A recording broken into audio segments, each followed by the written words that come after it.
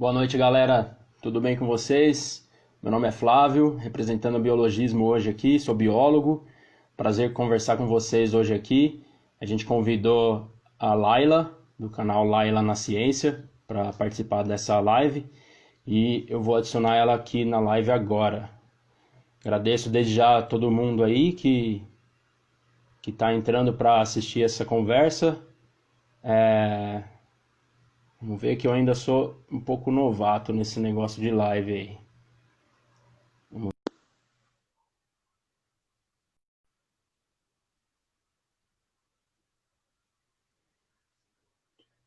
Aproveitando, gostaria que vocês comentassem se está saindo legal o som por aí.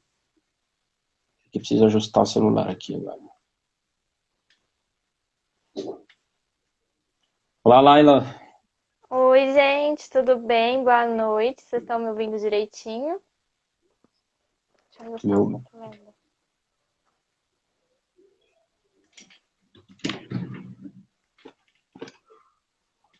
Agora. Vocês estão conseguindo me ouvir? Tá tudo bem? Certinho? tá ótimo, o áudio tá perfeito aqui para mim, Laila. Você está me ouvindo bem aí? Também, igualmente. Tá bom. Só um minutinho, deixa eu ajustar a câmera que eu não contava com esse corte do Instagram. Calculei errado aqui.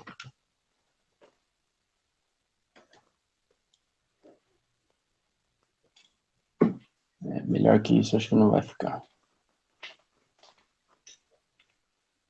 Bom, tudo bem, Laila? Tudo bem e com você? Tudo bem também. Antes de mais nada, agradeço por aceitar o nosso convite, por vir conversar com a gente aqui. É um prazer conversar com você. Eu é que Já agradeço. É um acompanho, prazer para mim estar aqui hoje.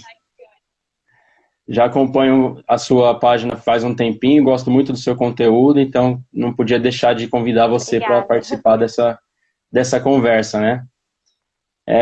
Bom, antes de mais nada, eu queria que você se apresentasse para os nossos seguidores, para o pessoal que possa não te conhecer ainda, falar um pouco só sobre a sua formação, por favor.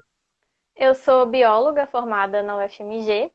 Atualmente eu faço mestrado lá na UFMG também, em fisiologia. E recentemente eu também entrei para o grupo União Pro Vacinas, que é um grupo muito bacana. Se vocês não conhecem, procura, tem em praticamente todos os canais agora, é, YouTube, Twitter, aqui no Instagram, Facebook, União Pro Vacinas ou UP Vacinas, que é uma fonte assim super confiável para toda essa bagunça de vacina que a gente está vivendo.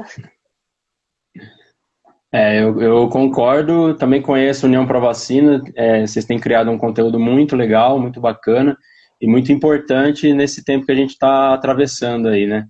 Então, eu não sabia que você estava fazendo parte da União Pro É, Vacina. eu integrei agora, na última semana. Ah, que legal, que Comecei a bom, vai fazer contribuir parte. bastante. Bacana, legal saber. E, bom, parabéns então por todo o seu trabalho, por fazer parte do União Pro Vacina, está só fortalecendo a equipe, que já era uma equipe bem legal, agora fortalece mais um pouquinho, né? E, bom, a gente escolheu essa data de hoje, né, ao acaso, né? Foi aleatória a data de hoje e acabou calhando de ser uma boa data, porque hoje a gente teve a, a coletiva do Butantan, né? Onde eles Aham, finalmente anunciaram a porcentagem e tal da Coronavac, né? sim, A gente vai conversar um pouco sobre isso, né? Mas com antes de certeza. entrar no tema, eu queria só dar um pequeno contexto sobre as vacinas e a gente falar um pouquinho sobre a importância delas, né? A vacina, ela foi criada, para quem não está muito por dentro, né?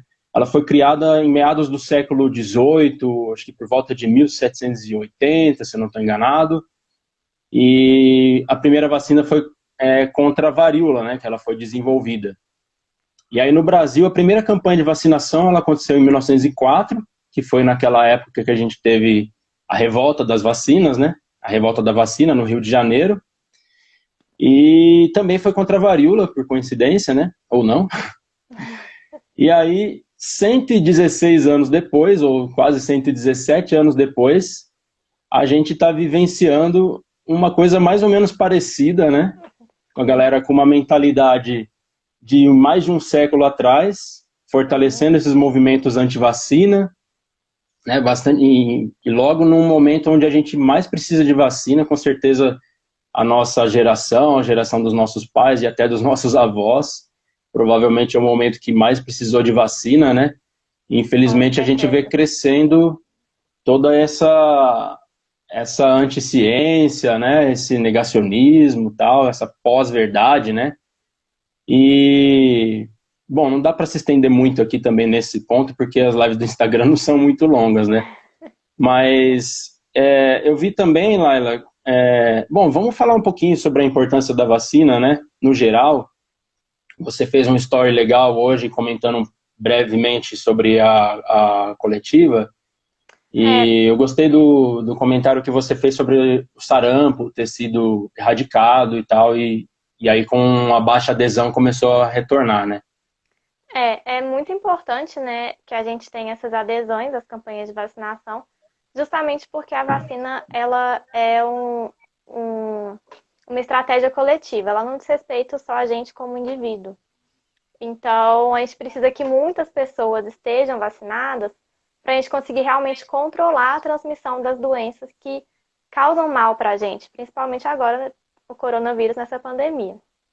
E eu acho que eu vou entrar nisso um pouco mais para frente, quando a gente fala um pouco de eficácia, porque assim dava para fazer uma live inteira só de eficácia. Mas eu acho que essa questão assim do movimento anti-vacina que a gente tem surgindo hoje, ele é muito vítima do próprio sucesso das vacinas, porque hoje em dia a gente não vê mais tantas pessoas morrendo com sarampo, morrendo de varíola, morrendo de coqueluche. E a gente fala, mas será que eu preciso vacinar mesmo? Nem tem essas doenças mais, mas na verdade elas estão aí. Só que a gente está tão protegido que a gente não tem mais os casos em humanos e as mortes e todo os males decorrentes desses vírus. Mas eu acho assim que todo mundo que tem muito contato com quem é do interior, que é um pouco mais velho, até avós, assim, se vocês conversarem com eles, a maioria perdeu alguém, às vezes alguém muito próximo, tipo um irmão, um primo, um amigo, para alguma dessas doenças que hoje é evitável. Então, em pleno século XXI, a gente falar de vacina, da importância da vacina, é importante, mas também é um pouco triste, né? A gente ter que ficar batendo nessa tecla, mas estamos aqui para isso. Então, vamos lá. Então, é exatamente isso que você comentou, de trazer uma falsa segurança para a galera, né? Quer dizer, a segurança, na verdade, ela é verdadeira, desde que a gente que a gente possa contar com a vacina, né? Sim. Mas realmente tem esse caso, né? Essa questão das pessoas acharem que está tudo tranquilo, falar, pô, não, né, que nem você comentou, eu nunca vejo essa doença, nunca vi ninguém doente, não conheço ninguém doente com essa doença, então acho que não tem necessidade, mas as doenças só não existem graças às vacinas, né? Sim. E outra coisa que eu ia comentar no contexto, acabei deixando passar, mas cabe ainda aqui no que a gente está falando, em relação à expectativa de vida, né? Que as vacinas elas foram responsáveis por aumentar em média 30 anos da expectativa de vida do brasileiro, né? Então ela trouxe qualidade de vida pra gente, né?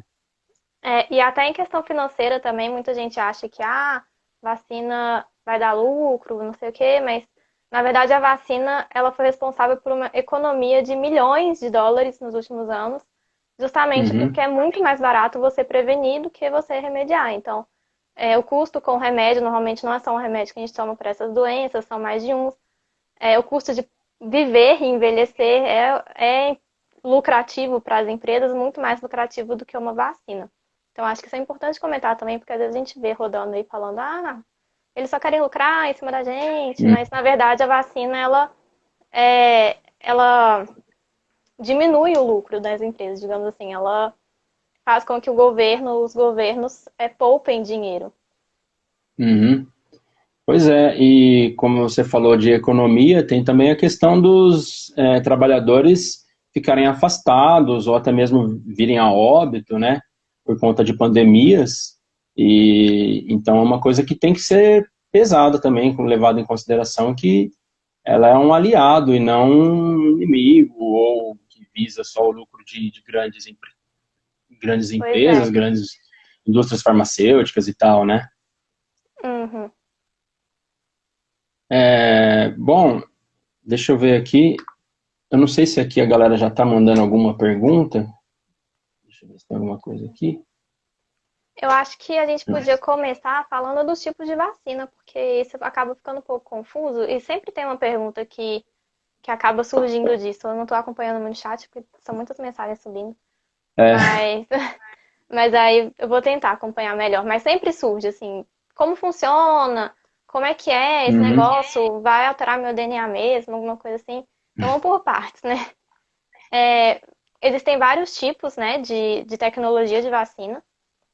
O mais clássico, assim, é de vírus, o que a gente chama de vírus atenuado, que é o próprio vírus, só que ele é como se ele estivesse morto, inativo. A gente faz isso, não eu, porque eu não faço isso, mas quem trabalha com isso faz isso a partir de processos químicos e físicos que vão realmente inativar o vírus. Então ele vai ser o vírus, só que ele não consegue fazer nada no seu corpo. E aí ele vai entrar, o seu sistema imunológico vai reconhecer e vai conseguir criar uma resposta contra aquele vírus que não consegue fazer nada e vai estar preparado para uma infecção de verdade. Então, todas as vacinas no final fazem isso, elas preparam o seu corpo para quando uma infecção de verdade acontecer. Então, a vacina do coronavírus, ele vai preparar, deixar seu sistema imune lá prontinho para quando você ter contato com o vírus, ser muito mais rápido e muito mais eficaz essa resposta. E aí isso para todos os vírus, né? Então, a primeira, a uhum, mais clássica, a tecnologia mais clássica é essa, a primeira que foi inventada, tem muito tempo até hoje a gente usa a tecnologia da Coronavac assim, que é um vírus que ele não consegue fazer nada no seu corpo, mas é o vírus lá do coronavírus. A segunda, são quatro na verdade. A segunda é uma tecnologia que a gente chama de vetor viral, que é assim, a gente pega um vírus que não te infecta, infecta tipo macacos ou alguma outra coisa, você não pode ter o anticorpo para ele já, mas é um vírus que ele não vai te fazer mal. Ele também passou por esse processo de inativação, ele não vai te fazer mal. E não é o coronavírus, é outro vírus. E aí ele vai sim. eles vão fazer uma mudança nesse vírus e vão colocar uma partezinha do coronavírus nesse vírus, do RNA do coronavírus ali dentro desse vírus. Então ele vai ser um carregador, um cavalo de Troia para o seu organismo. Ele vai entrar, o seu organismo vai fazer o reconhecimento desse vírus, que não vai te fazer mal também. E aí, junto desse reconhecimento, ele vai fazer anticorpo e uma resposta para aquelas proteínas do coronavírus. E aí, quando o coronavírus entrar, vai reconhecer e vai ter uma resposta mais rápida também. O terceiro é uma tecnologia de proteína, que eles separam as proteínas, principalmente da espícula, que é aquela coroinha, né, do vírus, que é a Sim. parte responsável pelo reconhecimento da nossa célula e é o que desperta o nosso sistema imune. Então, eles separam, eles produzem em laboratório essa proteína e colocam só a proteína no nosso corpo. É a proteína que precisa para causar essa resposta, então dá certo também. Essa resposta adiantada consegue acontecer. E aí o último, que é o mais recente, que é a primeira vacina aprovada com essa tecnologia para uso e uso emergencial, foi o de RNA, que é um material genético, e é o que está todo mundo falando, né? Falar, mas material Exato. genético vai entrar, não sei o que, meu corpo, meu DNA. Não, calma, gente, não é isso tudo. Sabe, para a gente fazer uma proteína no nosso corpo, a gente precisa do RNA. Esse pedacinho é como se fosse uma receita, que tem lá escrito um monte de letrinha, e o nosso corpo consegue ler essa receita e fazer o que está ali. Vamos fazer um bolo. Esse bolo é as espículas, as proteínas do vírus que o nosso corpo vai fazer. Então, essa vacina de RNA nada mais é do que uma vacina que entrega a receita pronta. Em vez de entregar o bolo pronto, ele te entrega a receita para o nosso corpo mesmo conseguir produzir, e aí produzir a resposta contra as proteínas. E aí não tem nenhuma chance disso chegar no DNA, porque o RNA, ele é um material genético que ele nem chega lá no núcleo, ele fica no corpo da nossa célula, que é onde acontece essa produção de proteína. Então, assim, não tem perigo, mesmo se entrasse no núcleo, para conseguir realmente entrar no nosso DNA e modificar o nosso DNA, é difícil, mas eles nem conseguem entrar lá dentro do núcleo, que é onde o DNA fica. Então, não preocupa mesmo, isso não vai acontecer, não vai mudar o seu DNA, não vai ser cancerígeno, não vai ser perigoso, nenhum sentido desse tipo, porque as pessoas ficam muito assustadas, mas esse desespero todo que está tendo em cima dessa nova vacina, ela não precisa acontecer. Sim, pois é. Eu acho que É, eu falei um pouco rápido, mas se alguém não entendeu, eu posso repetir. Não, achei que deu para entender, assim, tá legal. Mas, assim, é uma coisa que a galera acredita em tudo que lê, né? Qualquer coisa que pipoca na internet aí, no WhatsApp, principalmente, o pessoal já abraça, tal, e aí começa a espalhar o pânico, né? De uma coisa que não tem necessidade. Se você entender um pouquinho de como funciona a imunologia, né, o nosso sistema imune e tal, você vai entender que não é assim que funciona, que o negócio não tem como alterar seu DNA e tal. E tem uma pergunta aqui, do Dan.mac. Ele pergunta, pode dizer qual tecnologia é utilizada por cada vacina do corona? Essa do RNA mensageiro é da Pfizer, né? É da Pfizer e da Moderna, que já são duas que já têm aprovação em outros países. Eu tenho minha cola, porque são muitas vacinas, eu não sei nada todas de cor. A Coronavac é de vírus inativado.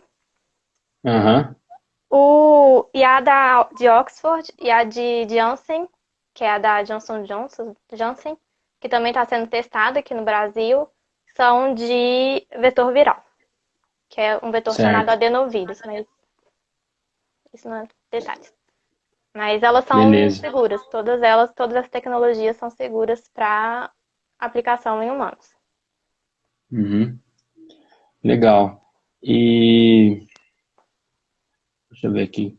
Bom, eu fiz umas anotações a respeito da coletiva. Você conseguiu assistir depois, né? Assisti. Você também deve ter umas anotações aí, eu imagino. Aham. Eu, eu vou fazer alguns. Eu anotei alguns comentários de alguns deles, né? Não assisti a coletiva inteira, mas acho que a primeira metade ali eu assisti. E abriu com o presidente, né, do Butantan, o Dimas Covas.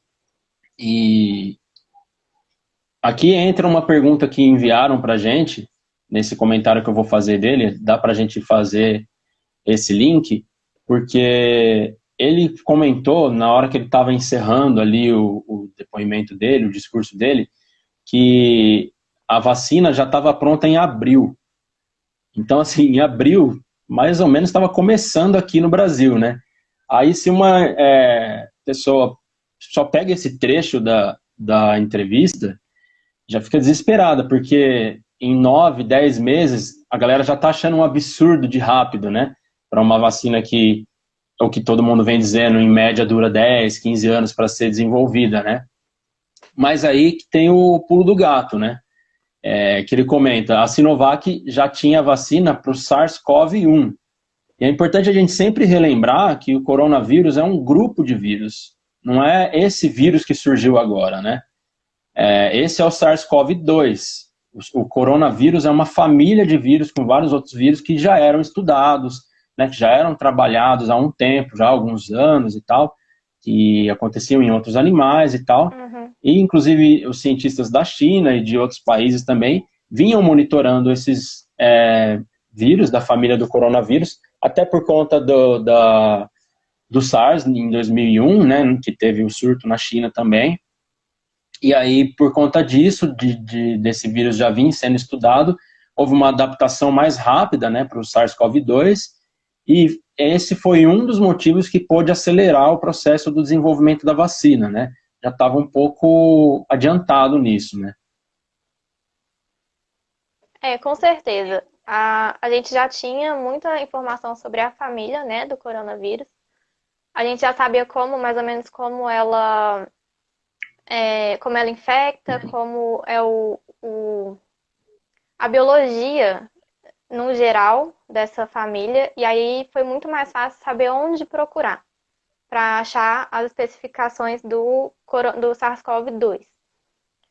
A gente Uhum. não tinha uma vacina aprovada para o SARS-CoV-1, porque eles estavam no processo, e aí a epidemia lá foi resolvida por causa de várias medidas de proteção, igual a gente está vendo aqui no mundo inteiro, né, de isolamento e tal. E aí, quando a epidemia foi resolvida, não ia ter gente suficiente para tomar a vacina, e aí os investimentos pararam, né? Então, as pesquisas com a vacina do SARS-CoV-1 também ficaram paralisadas lá em 2001. Então, aí Aham. também, além desse conhecimento que a gente já tinha em relação à família, da própria tecnologia, porque hoje em dia a gente tem tecnologias de microbiologia, de sequenciamento viral, e todas essas tecnologias que antes a gente demorava, assim, às vezes uma semana para fazer um protocolo de sequenciamento, a gente demorou de horas. Então, a nossa tecnologia de microbiologia e infectologia está muito avançada e permitiu que a gente fizesse testes rápidos, né? A própria Aham. comunicação entre cientistas hoje em dia é muito mais fácil. Eu fazer uma descoberta aqui na mesma hora, eu conversar com alguém lá na China para ver, para a gente trocar figurinhas do que a gente descobriu. Em 2001 isso já Sim, acontecia, porque a gente já tinha internet, mas assim, na última pandemia que a gente teve, que foi há 100 anos atrás, isso não acontecia. sim. Então, isso influencia também no tempo. E aí, essa questão do investimento é uma das chaves, dos pontos chaves, assim, para a gente ter conseguido realmente uma vacina tão rápida, porque a gente teve muito investimento, o mundo inteiro parou por causa desse vírus. E a gente, assim, tanto no sentido de a gente precisava de investimento nisso para o mundo voltar ao normal, a trabalhar, a fazer a economia girar, assim, quanto à questão de mercado. Esse é o maior mercado do mundo, vai ser essa vacina de coronavírus. É um mercado bilionário e muitas empresas, muitas empresas, injetaram dinheiro, investiram nessas vacinas. Tanto que a gente tem aí várias vacinas ao mesmo tempo ficando prontas. E a gente tem mais de 70 vacinas ainda em andamento, em estudo, desde fase 1, desde estudo pré-clínico. Então, realmente é um, um foco global ter essa vacina.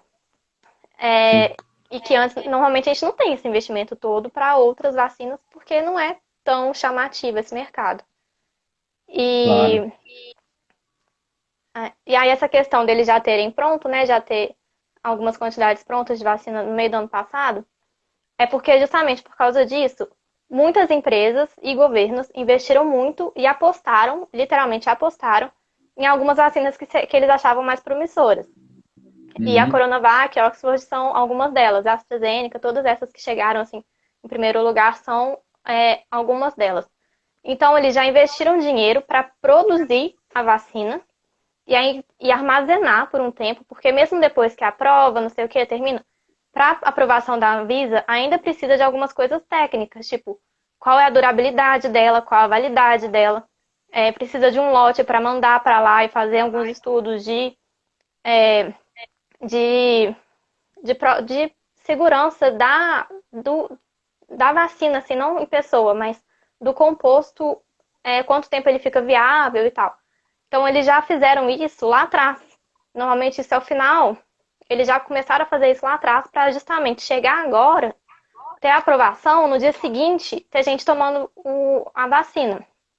Para a gente não Sim, demorar mais 2, 3 meses para fabricar esse tanto de vacina, para passar por todas essas burocracias, aí a aprovação é agora e só no meio do ano a gente teria que tomar vacina. Então eles não queriam que isso acontecesse, então lá atrás eles realmente investiram muito para já ter essas doses prontas, meio que a toque de caixa, não, tipo, Como é que chama quando a gente faz compra em varejo, assim? Eu acho que é. Já tá lá aquele tanto de coisa, a gente só pega. É Sim, bem isso, assim, tem um estoque muito grande de vacinas no mundo inteiro. Só que não dá, esse estoque, apesar de ser muito grande, ele não dá para a população inteira de jeito nenhum. Por isso que a gente tem aqueles grupos prioritários. claro. E a gente já ficou muito tempo parado, né? Foi praticamente o ano inteiro de 2020. Então, realmente não dá para ficar esperando, né? Então, você tem que já olhar para frente mesmo, fazer investimento a Uhum. longo prazo, né? Planejamento a longo prazo, para não dar bobeira, né? E, infelizmente, por aqui a gente já está dando um pouco de bobeira, porque a maioria dos países aí para fora já estão começando a Já são vacinação, as mais de 50 campanhas. países com vacinação contra o coronavírus. Então a gente está um pouquinho Pois é, atrasado mesmo. e a gente É. só rezando aqui, cruzando os dedos e esperando, e ansioso por coletiva de imprensa do Butantan, né? E Sim, sempre de olho nas notícias, mas, enfim, resta aguardar, né? E outro ponto que eu achei bastante interessante, importante, que o Dimas Covas comentou, é a questão que a Coronavac, ela não precisa de refrigeração especial, né? Ela poderia ser levada para qualquer município do país. E porque assim, eu não sei se é a da Pfizer, qual que precisa de uma refrigeração de super refrigeradores e tal, que era uhum. uma coisa que viabilizaria para cidades mais quentes e cidades menores, para a questão do transporte também complicaria e encareceria muito, né, o transporte dessas vacinas, né? Sim, exatamente. As vacinas que têm a tecnologia de RNA, principalmente a Pfizer, elas têm, elas têm um- uma necessidade maior de refrigeração, justamente porque esse RNA ele é muito instável. Então, quando fica quente, assim, muito tempo, temperatura ambiente para a gente, essa molécula já vai embora, assim, não funciona mais. Então, precisaria de um controle muito grande de refrigeração para essa vacina. A gente tem alguns centros, igual no FMG, a gente tem esse tipo de refrigerador, -80, que chama. Ele é grandão, assim, precisa de muita energia. Só que realmente não tem como levar para todos os municípios do país e principalmente para aqueles que são mais afastados. E aí, nesse ponto, tanto a vacina de Oxford quanto a vacina da Coronavac, do Butantan, elas são muito boas porque elas já são as vacinas que a gente tem a tecnologia implementada aqui no Brasil e a gente também tem essa tecnologia de distribuição implementada. Então a gente já está acostumado a trabalhar com esse tipo de vírus, de tecnologia, de vacina. E a gente tem a condição de levar para vários lugares, principalmente para esses lugares mais afastados, que de outra maneira a gente não teria. Então, nesse ponto é muito bom. Eu acho que tem um outro ponto que é muito importante dizer aqui. Por que a gente está focando nessas duas? Porque essas duas foram as vacinas que lá no início a gente fez acordo com a empresa e a gente vai ter a patente para fazer aqui no Brasil. Então, se a gente fizer acordo com a Pfizer, assim, eu acho que a gente poderia ter feito para começar, né, uma coisa inicial, assim. Mas, enfim, não sou eu que estou gerindo. Mas uma coisa a se pensar é isso. Com certeza, o preço unitário da Pfizer ou de qualquer outra que a gente não pode produzir aqui no Brasil, que a gente não tem essa liberdade de produção, vai ser maior do que uma vacina que a gente tem como produzir nas nossas fábricas aqui no Brasil. E aí por isso que é muito importante a gente olhar para essas duas e realmente torcer assim por elas, para aprovação Sim, delas. sem dúvida. E ainda tem a questão das seringas, das agulhas, né? Não é só o insumo, não é só a vacina em si, né? E são mais coisas que encarecem e que dificultam a logística e todo a, enfim, toda a manipulação aí, né, do sistema. E aí, no final, o Dimas, ele dá uma alfinetada no governo, né, no fim ali da entrevista dele, uma alfinetada no governo federal, obviamente, sem citar nomes, né, sem citar nada. Uhum. Ele comenta que o tempo foi curto, mas poderia ter sido mais curto, não fossem dificuldades, aí ele diz, não preciso mencionar quais são, e aí ele fala que é uma vacina que está esperando para ser usada, em um país onde morrem cerca de 1.000 pessoas por dia, e de fato ele tem razão nisso, né? E aí ele faz um apelo para a Anvisa, finalizando, dizendo, esperamos que os órgãos regulatórios nos ajudem a levar essa vacina para a população. Então, assim, ele tem um pouquinho de política ali, tem até aquele jeitão de político do PSDB, né?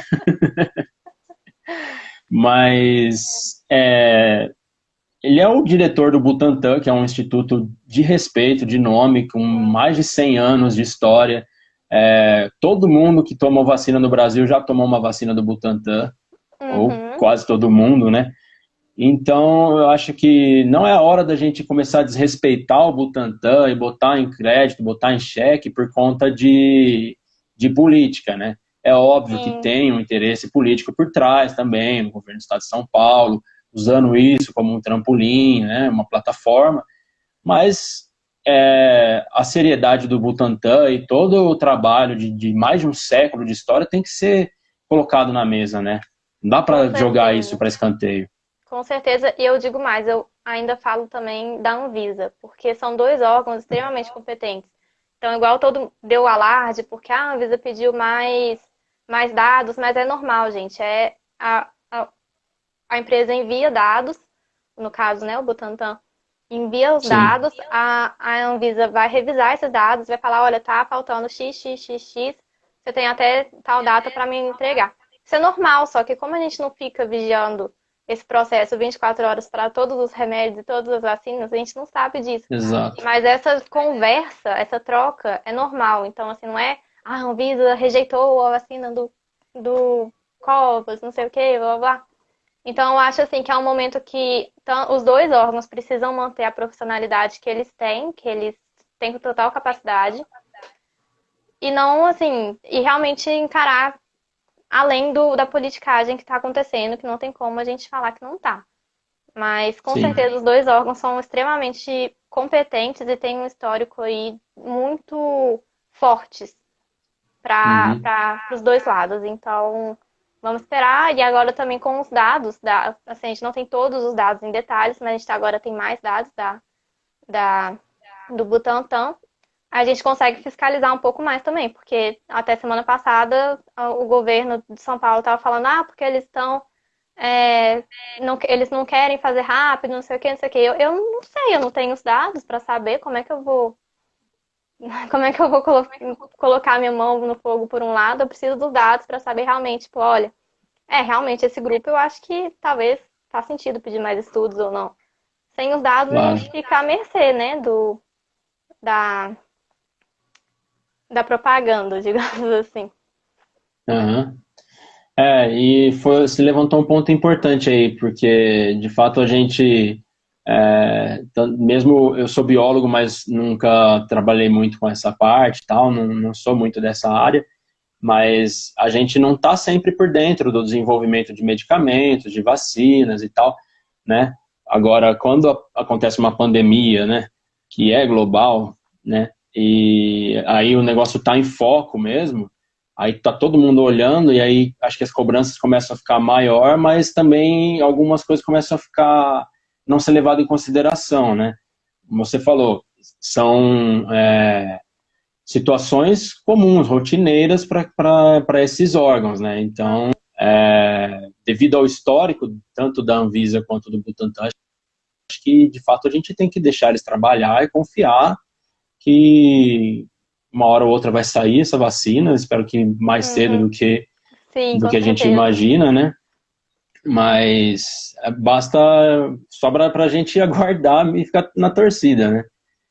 E aí, continuando, alguns comentários que eu anotei, que eu achei interessante, tem o do Alex Precioso, esse sobrenome é bacana, né?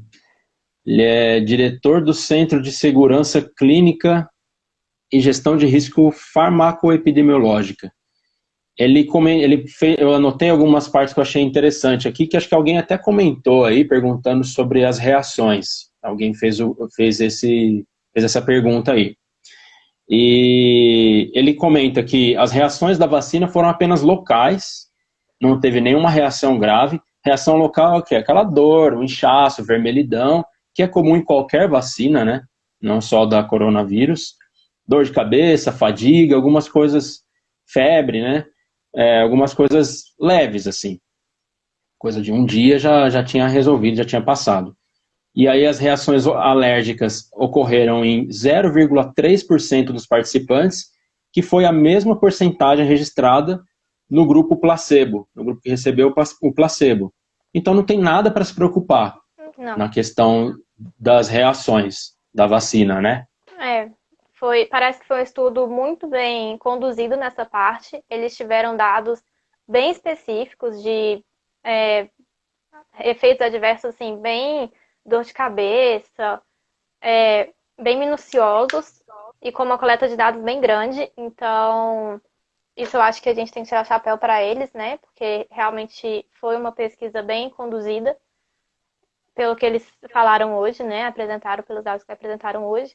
E realmente eles não viram nenhum efeito adverso mais grave do que o que a gente sente sempre desde pequeno, quando a gente vai no postinho tomar vacina, que é aquela dor local, às vezes o braço fica pesado. Crianças, a gente sempre vê criança passando mal depois, tendo febre, mas aí no dia seguinte já tá normal também. Então, assim, é aquilo, não é nada mais do que aquilo que a gente está acostumado já. Sim, coisa comum e que é uma ótima notícia, porque é um dos principais medos da galera aí, né? Além de mudar, alterar o DNA, né? Mas esse lance das reações aí, efeitos colaterais e tal, é o que tá deixando a galera mais em pânico aí, Isso né? também é uma coisa que eu acho que às vezes é tirado um pouco de escala. Porque quando a gente fala numa fase 3 de um medicamento ou uma vacina, a gente está falando em milhares de pessoas, né? Tipo, 30 mil, 15 mil, 40 mil pessoas sendo testadas naquela fase.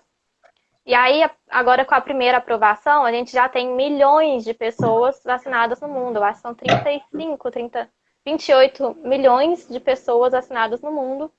E Caramba. praticamente nenhuma reação adversa. A gente teve alergias, crises alérgicas, mas isso eu acho que a porcentagem está tipo 10 crises em 100 mil, ou não, 10 crises em 1 milhão. Isso. Isso é Foi isso que muito eu vi pouco, também. gente. Para vocês terem ideia, essa mesma reação alérgica, ela é um efeito raro do paracetamol, aquele remédio que a gente toma corriqueiramente nos nossos dias para febre.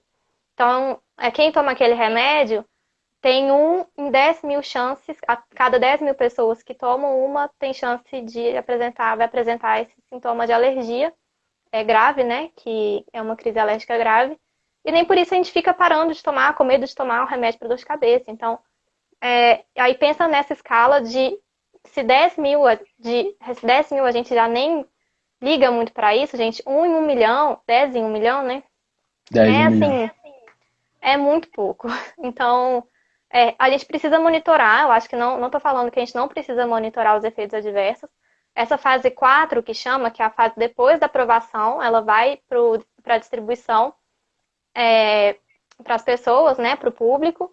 E ainda existe um acompanhamento depois de uns 2 anos para ver justamente se existe algum efeito adverso que não foi constatado, que é mais raro ainda do que aqueles milhares de pessoas, para ver se tem alguma coisa dando errado. Então, existe esse acompanhamento, chama fase 4, que é o acompanhamento depois que vai para a clínica. Ele é importante, mas a gente não pode tirar ele de escala. Então, porque nos Estados Unidos tem uma pessoa que passou mal e foi para o hospital e por causa de alergia. Tipo, teve. Realmente, ela tá bem, tomou o antialérgico, tomou os cuidados necessários e tá bem agora, sabe? Então, a gente tem que manter essa escala em mente também.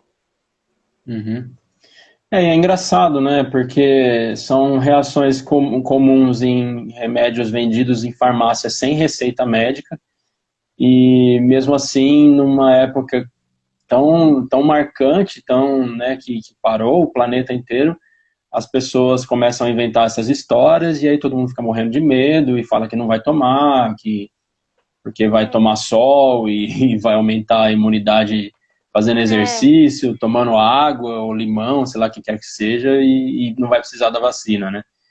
E é uma tristeza, mas a gente está aqui para isso, para tentar destruir essas notícias falsas aí, mesmo que em pequena escala, mas se, sei lá, 3 pessoas aí já mudarem de não, opinião com já é certeza. alguma coisa, né? Cada um fazendo um pouquinho vai chegar em É, um então, número maior. Eu queria falar um pouco sobre a eficácia, porque senão a gente fica sem tempo. Eu acho que isso é muito importante a gente sim, comentar um pouquinho, que é um nome que está todo mundo falando disso agora, e é muito uhum, difícil as pessoas entenderem o que que é. É, a primeira coisa, então, o que que é eficácia, né? A eficácia vai ser é, em relação, uma medida em relação à doença. Então, vai ser a probabilidade, não a probabilidade, mas o quanto você tem de chance a menos de ficar doente do que o grupo que não toma vacina. Então, uma eficácia de 80% quer dizer que eu tenho 80% menos chance de ficar doente por Covid-19 em relação àquelas pessoas que não tomaram vacina. Uma eficácia de 50%, por exemplo. Vamos supor que a chance da gente ficar doente hoje é 10% com o Covid-19. Se eu tomar vacina, uma vacina de eficácia de 50%, essa chance vai cair para 5%. Então não é uma coisa tipo cara ou coroa, você toma vacina, você tem 50% de chance de ficar doente ou não. Não é isso. Você vai diminuir a chance já existente de ficar doente. E aí esse cálculo ele vai ser em função, então, das pessoas que ficaram doentes no teste. Então, você tem um número mínimo aí para terminar o teste, para conseguir um poder estatístico relevante. Normalmente está em volta de 150, 160 pessoas. E aí, dessas pessoas que ficaram doentes, quantas realmente tomaram placebo, que é algo inerte, que não tem a vacina, o controle, né? E quantas realmente tomaram a vacina. É assim que calcula, por alto. Então, não é uma coisa, tipo, a cada 100 pessoas, 20 vão ficar doentes. Não é isso, porque o 100% dessa conta não é todas as pessoas que tomaram vacina, é todas as pessoas que sim, ficaram doentes. Então, uhum, a gente precisa entender um pouco melhor esses números. E também comparar a eficácia de uma vacina diretamente com outra, eu acho muito complicado, porque os grupos experimentais, os grupos de pessoas que tomaram, às vezes foram diferentes, as métricas que eles usam para considerar o que é doente, o que não é doente, às vezes mudam. A adesão das pessoas, tipo, aqui no Brasil teve pessoa, e, tipo, não foram poucas, que fizeram teste de Covid para ver se eles tinham tomado vacina placebo. Isso muda também, isso dá viés lá no final no teste. Então, eu sim, acho muito difícil comparar diretamente eficácias de vacinas. O que a gente precisa saber e ter em mente é que para Covid, para coronavírus, para a doença do coronavírus, a gente foi estipulado pela Organização Mundial de Saúde a partir de dados de modelos matemáticos que uma eficácia de 50% é suficiente para a gente conseguir controlar a pandemia se a gente tiver uma adesão alta à vacinação. E essa questão da adesão alta, ela é para todas as vacinas. Então, a vacina pode ter 50% de eficácia, pode ter 90% de eficácia. A gente vai precisar de uma adesão alta. O quão alta é que vai mudar um pouquinho, porque a vacina com 90% de eficácia vai precisar de uma adesão, assim, um pouco menor, mas num país continental como o Brasil, ainda é uma eficácia ainda é uma adesão muito grande que vai precisar. E aí sim. a questão que eu comentei lá nos meus stories, que a vacina para varíola, Sarampo? sarampo, Ah, a vacina para o sarampo, ela é 97, ela tem eficácia de 97%. Um ano que a gente abaixou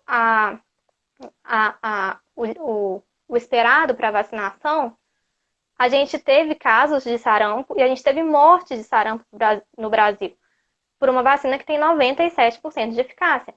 Então, agora que a gente sabe que tem vacinas que são eficazes, são minimamente eficazes, que atingem essa meta de 50%, o que a gente precisa é ter uma adesão boa, ter campanha de vacinação, conseguir fazer com que as vacinas cheguem nos municípios, conseguir que elas sejam entregues, conseguir que as pessoas confiem na vacina e saiam de casa para ir tomar vacina. Então isso é muito importante e eu acho que essa é a parte que o governo tem que focar agora, que é a campanha de vacinação, mais do que a campanha política própria. Exatamente.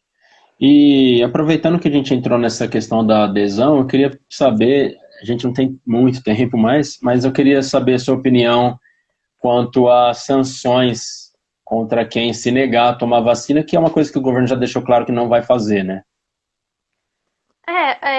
Como eu tinha falado no início, né, a escolha da vacinação, ela não é pessoal. Você pode até achar que sim, mas no momento que você pode tomar vacina e escolhe não tomar, você está colocando outra pessoa em risco.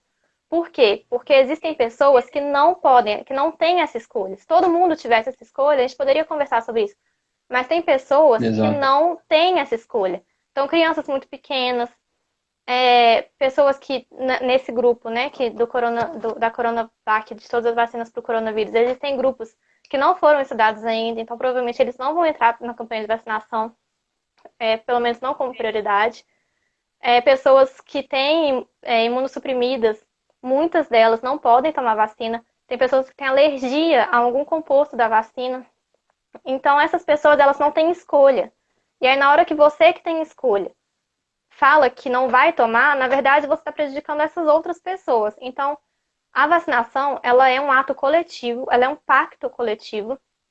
E eu não tenho muita opinião sobre sanção mais direta, mas o país ele já faz alguns incentivos desses para vacinar crianças, que é a gente não pode matricular crianças em escolas públicas sem elas estarem vacinadas, que são Sim, incentivos exato. indiretos, né? Tipo, ninguém vai Uhum. sair, pegar na sua casa e falar, tipo, igual a revolta da vacina, bater na sua casa, entrar e te dar a força.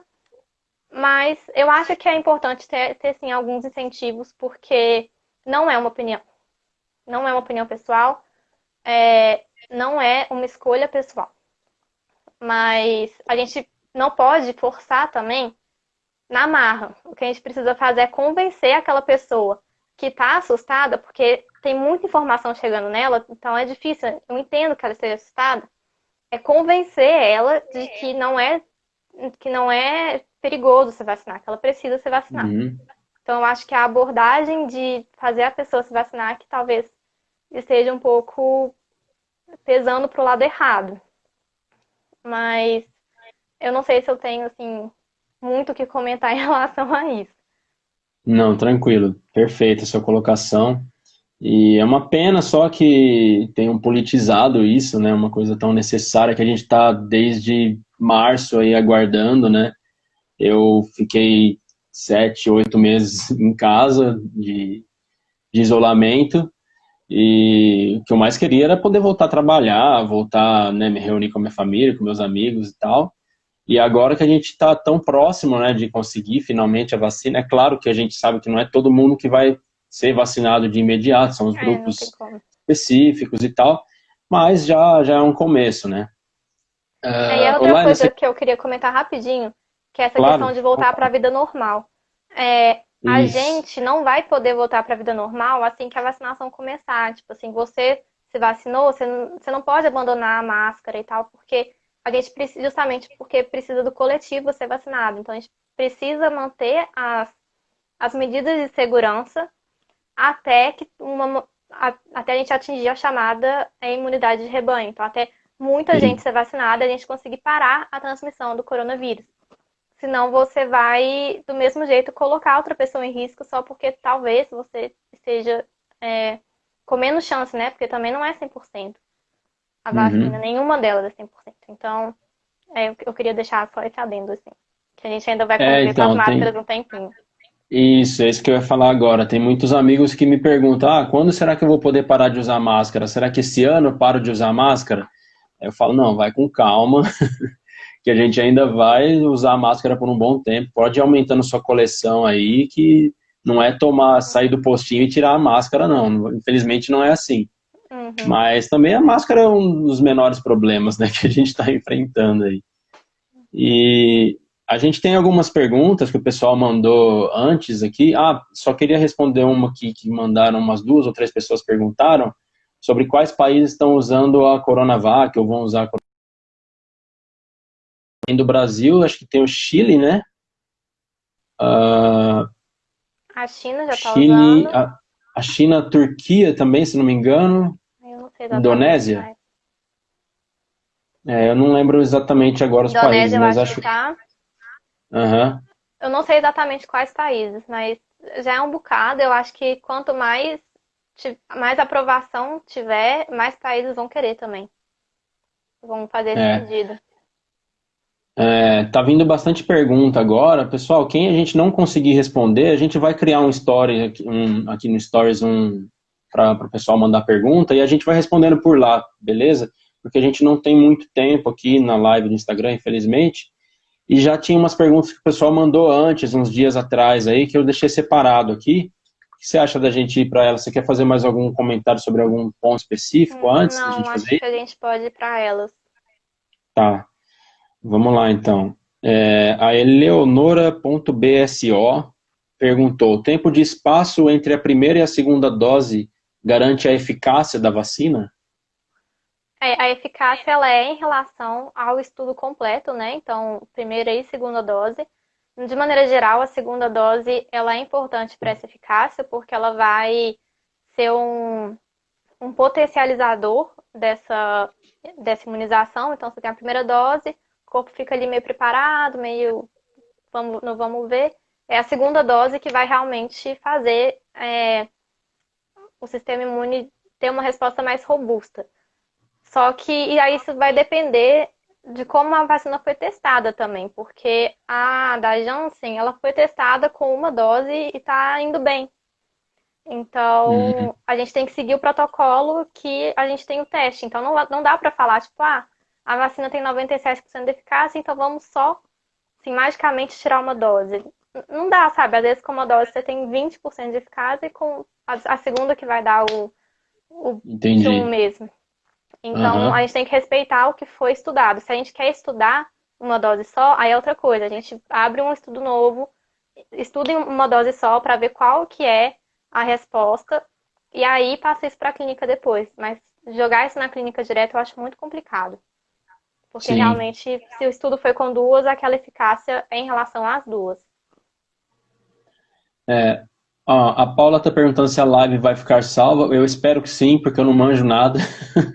Eu não Eu sei se acho que ela fica quando você automaticamente fechar, salva. eu acho que quando você fechar tem uma opção para deixar salvo. Você tem razão. Tem razão. Bom, então se eu fizer tudo certo, vai. E aí a Joana Brandão pergunta como ela funciona no organismo, mas você já comentou sobre isso no Eu acho começo que da lá no live, né? inicinho é aquela questão mesmo dos vários tipos. Isso. Aí o Matheus Luiz 19 pergunta por que estão fazendo memes dando a entender que quem tomar ele vai virar um jacaré. Pergunta pro Isso, presidente. então, isso aí é as maluquices desse presidente aí. E aí a Mariana Daniele, que acho que até ela está aqui assistindo, ela perguntou se foi aprovada pela Anvisa. Ainda Acho que não, a nenhuma gente ainda, ainda né? não tem nenhuma aprovada pela Anvisa, a gente tem só duas que fizeram um pedido formal, que é da Oxford e do Butantan. A da Pfizer não chegou a fazer o pedido formal na Anvisa, não. E Certo. isso é aberto no site da Anvisa, tem como a gente acompanhar como é que está o andamento de qualquer vacina lá. Então, bem Uhum. aberto, é bem claro, assim. Tá, daí tem o Instagram aqui, meu nome é Mike Carvalho, vou ler aqui, né, que não é bem isso que está escrito. Ele pergunta, a vacina do Butantan tem 78% de eficácia? Para ser aprovado não teria que ter o mínimo de 90%? Na verdade é acima de 50%, né? É, O mínimo, né? 50% para coronavírus, para SARS-CoV-2. E ela tem, a gente teve aí a coletiva hoje, ela tem 50,4 de eficácia. Isso, exato. Então tá dentro do que a gente espera e tá dentro do que a Anvisa e a OMS recomendam. Então, Dá para confiar. A Amanda BM pergunta, qual a eficácia das vacinas que já são bem conhecidas? Essa é uma pergunta que eu achei bem interessante. E aí ela comenta, porque nunca ninguém se importou com isso, e agora todo mundo está julgando.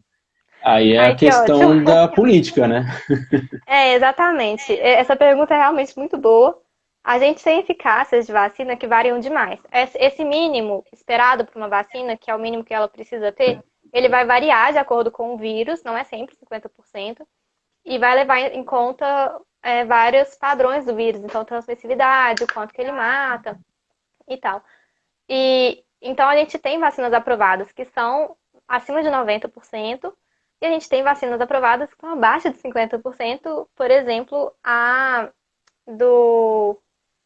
Ai, deixa eu pegar. Da tuberculose. Eu acho que ela tem 40 e tantos por cento.